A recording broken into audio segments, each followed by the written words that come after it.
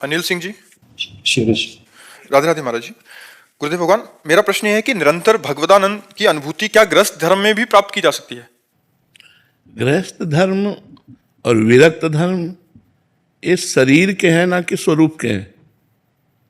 स्वरूप से हम सब भगवत धर्म वाले हैं। जितनी जातियां हैं और जितने धर्म हैं वो सब देह भाव को लेकर हैं कि नहीं? स्वरूप को लेकर हैं क्या? स्वरूप में तो जो हम हैं सो तुम हो, जो तुम हो वही सब रूपों में है। तो हमें ये ध्यान रखना है कि हम गृहस्थ धर्म को स्वीकार किए हुए हैं, तो उस धर्म का पालन तो हम कर रहे हैं, लेकिन हम हैं कौन? ममैवांशो।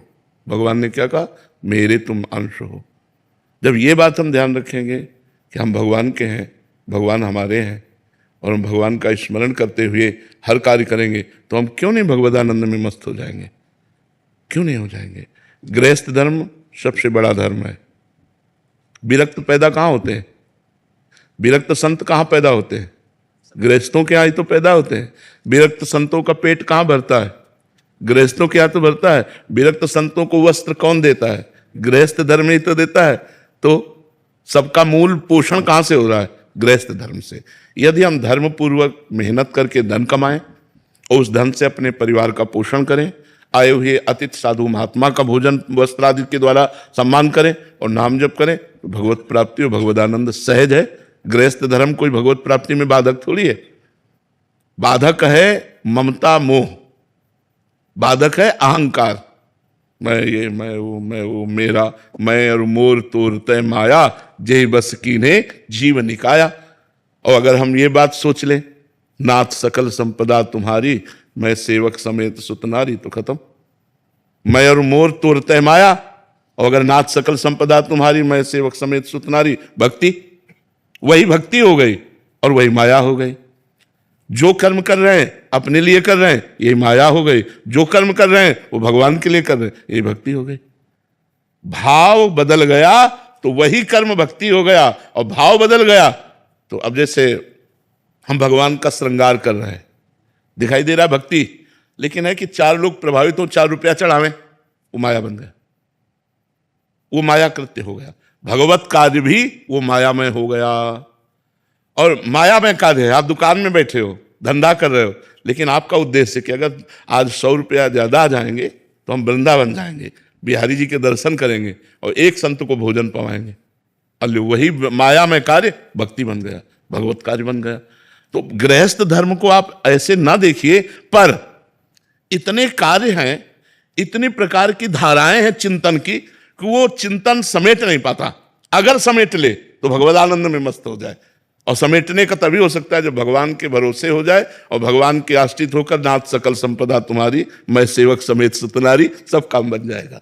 ऐसी भावना से चलो और नाम जप का प्रयास रखो, तो गुरु कृपा से, भगवान कृपा से गृहस्थ धर्म में भी आप महाभागवत हो सकते हैं। आप भगवान के चिंतन परायण हो सकते हैं। और बड़े बड़े महापुरुष हुए। अम्बरीश जी तो चक्रवर्ती सम्राट थे, अपने तो एक गृहस्थी में 2-4-10 लोग, वो तो पूरे चक्रवर्ती राजा थे और महान भक्त थे भगवान के, जिनकी रक्षा में सुदर्शन चक्र रहता था। सोचो, दुर्वासा जी को भागना पड़ा अम्बरीश जी के आगे, ऐसे महाभागवत, कि उनका अपराध बन गया तो भागना पड़ा। त्रिभुवन में सुदर्शन चक्र ने खदेड़ लिया और आके अम्बरीश जी के चरणों में जब पड़े तब उनको शांति प्राप्त हुई। तो हमें लगता है कि गृहस्थ धर्म बाधक नहीं, गृहस्थ धर्म तो और साधक है। यदि हम भजन ठीक से करें तो 4 को खवा कर पा रहे हैं, कहीं भंडारा पाने नहीं जा रहे, स्वयं मेहनत करते हैं, अपने परिवार का पोषण करते हैं और 1-2 को पवा देते हैं। ये सबसे बड़ा कार्य है। गृहस्थ धर्म कोई छोटा धर्म नहीं, हमें तो लगता है सबसे बड़ा धर्म है, क्योंकि इसी से सब धर्मों का पोषण होता है, सब महात्माओं का सबका पोषण इसी से होता है। तो बहुत अच्छा भजन हो सकता है।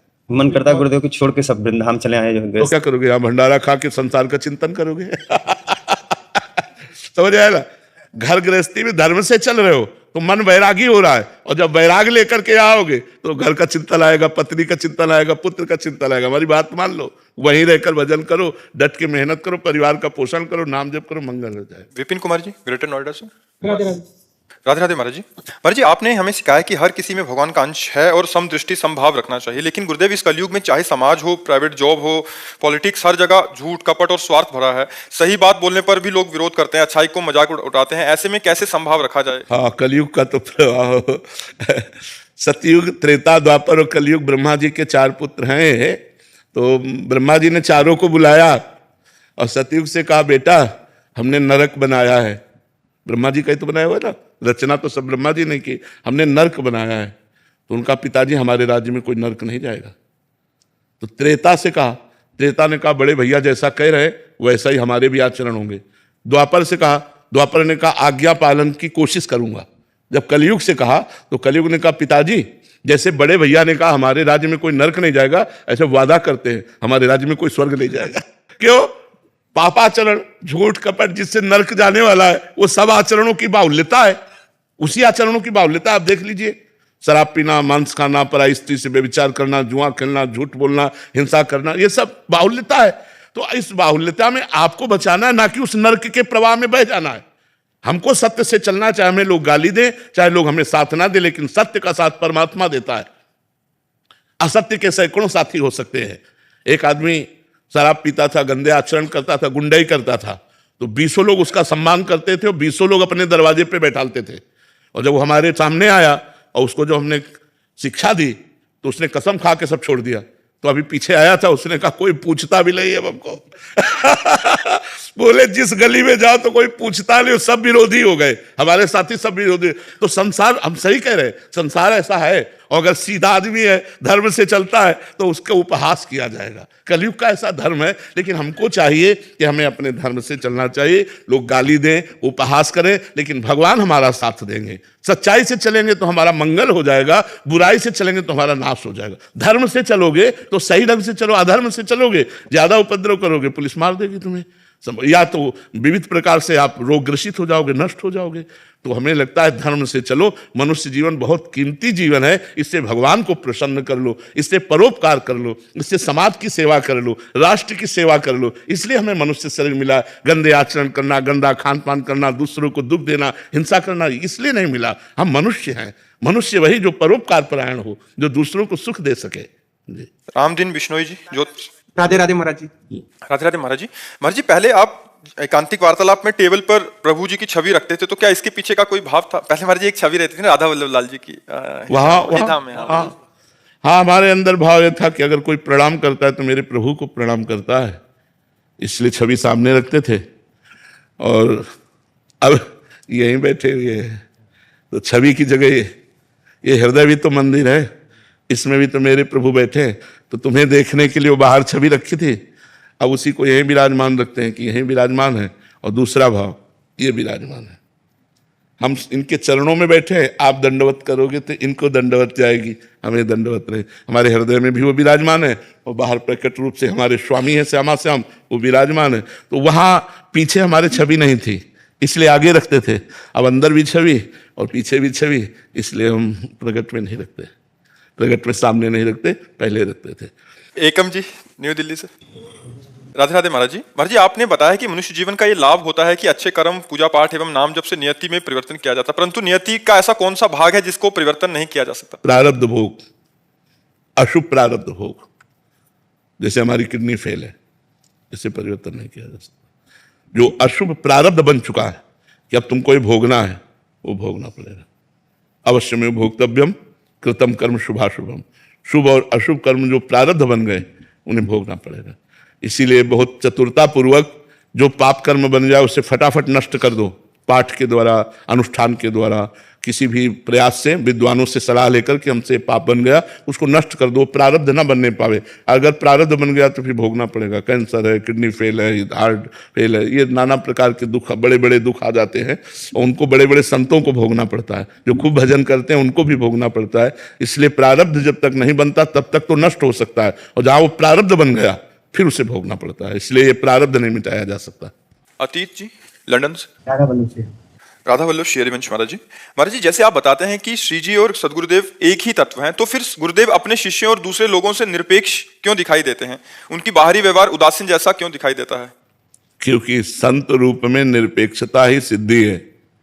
अभी हम अपने साधकों से कह रहे थे कि सब कुछ हो जाता है, बाबा जी बन जाता है सब, लेकिन वो संसार से अपेक्षा नहीं छोड़ पाता। और संत का स्वरूप है निरपेक्षम मुनिम शांतम निर्वैरम शम दर्शनम। भगवान कह रहे हैं। कैसे संत के पीछे पीछे भगवान बोलते हैं? निरपेक्षम, किसी की अपेक्षा नहीं।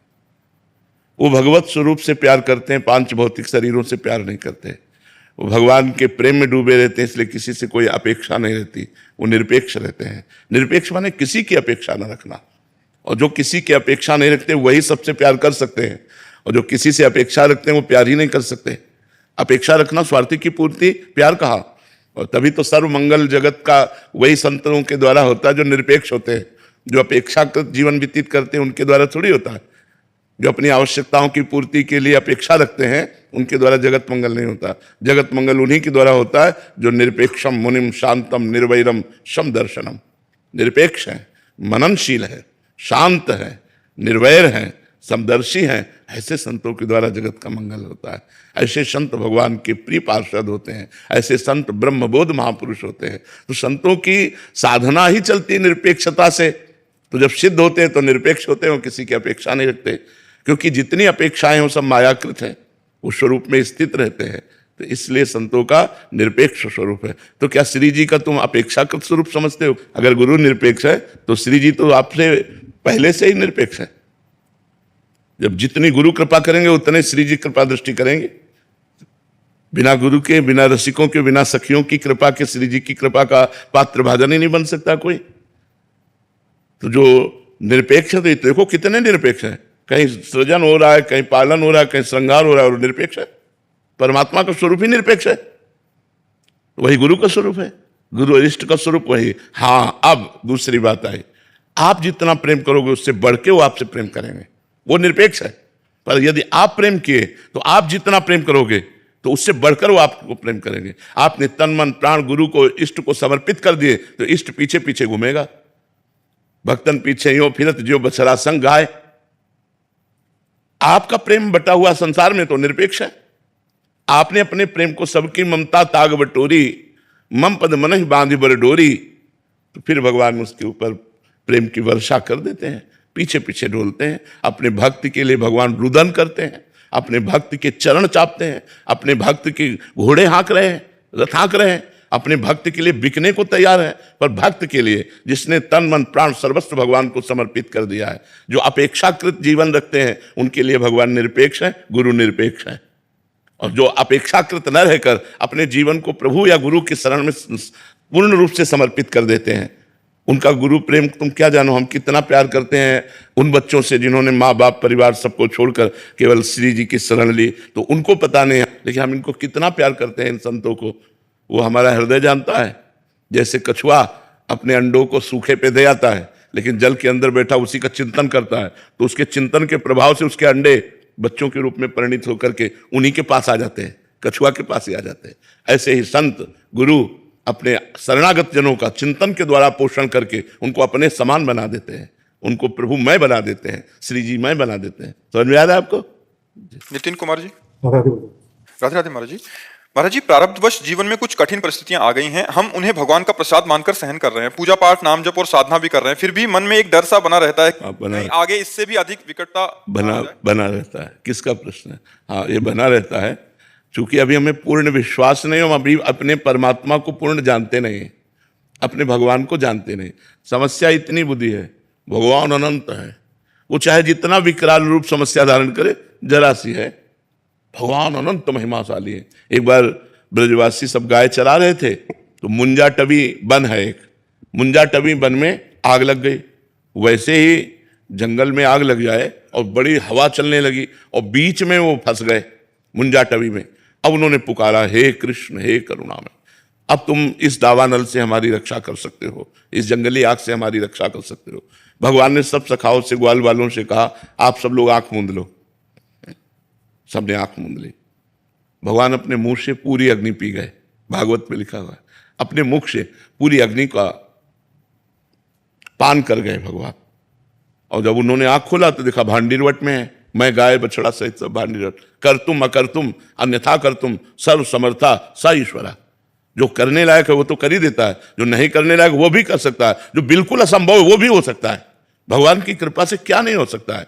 असंभव को भी संभव कर दे, वो परमात्मा होता है। तो जब हमें विश्वास है, पर हमारा इतना भगवान के प्रति अपनापन नहीं है ना, हमें भगवान की महिमा का पूर्ण ज्ञान नहीं है ना, तो इसलिए हमको लगता है कि पता नहीं भगवान कृपा ना करेंगे तो डूब ही जाएंगे। हर समस्या का समाधान नाम जप करते हुए भगवान पर दृढ़ विश्वास रखो, कर्म का भोग हो जाने पर समस्या खत्म हो जाएगी। वो हमारे कर्म का परिणाम आया है, जो हमने मनमानी पापाचरण किया है वो प्रारब्ध बनकर हमें दुख भोगाने आया है, हमको दुख भोगना ही पड़ेगा। इसलिए नाम जप करते हुए भगवान का आश्रय लेकर दुख भोग लेते हैं। जैसे रात है तो सुबह हुआ दिन आया, ऐसे ही दुख है तो सुबह हुआ सुख आया। शांति धारण करो और भयभीत मत हो, भगवान सब कुछ करने में समर्थ है, असंभव को भी संभव कर दे वो भगवान है। इसलिए नाम जप करो, नाम जप से सब ठीक हो जाएगा। और भगवान पर दृढ़ विश्वास रखो कि हमारा अमंगल नहीं होगा क्योंकि मैं भगवान की शरण में हूं। अगर शरणागत हो तो ऐसा भाव रखो। अखंड प्रताप सिंह जी, राधे राधे। महाराज जी, यदि कोई व्यक्ति बार बार हमें दुख देता हो और तो क्षमा और दृढ़ता में संतुलन कैसे रखें? क्योंकि हमें कोई ऐसा अपराध बना है जो बार बार हमको दुख भोगना है। वो व्यक्ति वचन के द्वारा, चेष्टा के द्वारा उपहास करेगा, गाली देगा, वो हमारी संपत्ति को छेड़ेगा, बार बार हमको दुख देगा, क्योंकि हमारा प्रारब्ध भोग है। इसलिए चुप होकर के सह जाना चाहिए। और जिस दिन प्रारब्ध संपन्न हो गया तो उसको दंड मिल जाएगा अपने आप, क्योंकि उसका तो कर्म बन रहा है और आपका प्रारब्ध मिट रहा है। यदि आप चुपचाप सहन करते गए तो दूसरी जगह ऐसा फंस जाएगा कि उसको दंड मिल जाएगा, आपको सताने का उसको दंड मिल जाएगा। विश्वास कीजिए, धर्म बिल्कुल चौकन्ना होकर चारों तो दिशाओं में व्याप्त है। धर्म की गवाही कौन है? दिन, रात, आकाश, पृथ्वी, वायु, जीवात्मा, सब इंद्रियां, मन, यही गवाही है। जिनके द्वारा तुम कर रहे हो ना, यही गवाही है। ये साक्षी बन जाते हैं, हाँ ऐसा हुआ, एक सेकंड में ऐसा हो जाता है। वहां किसी और की गवाही की थोड़ी जरूरत होती। या तो दिन में पाप करोगे या रात्रि में पाप करोगे। जो पाप करोगे मन और इंद्रियों से करोगे, और जीवात्मा तो है ही है, मन है, इंद्रियां, ये सब गवाही है। सत्य साक्षी के लिए किसी और की गवाही की जरूरत नहीं पड़ती है। तो इसलिए आपका प्रारब्ध है, आप उसे भोग लीजिए। और जो सामने आपको दुख दे रहा है उसका नवीन कर्म बन रहा है। जब आपका भोग समाप्त हो जाएगा, उसका भोग शुरू होगा, दूसरी जगह फंस जाएगा और दंड विधान में वो अपने जो किए हुए कर्म का फल है वो प्राप्त कर लेगा। इसलिए आप शांत रहिए, गंभीर रहिए। जैसा भी हो, जब आपको सहा न जाए तो भगवान के सामने बैठ करके प्रार्थना कीजिए, प्रभु मुझसे अब सहा नहीं जा रहा, आप देख लीजिए। वो विधान बना देंगे, वो विधान बना देंगे, हमने देखा है।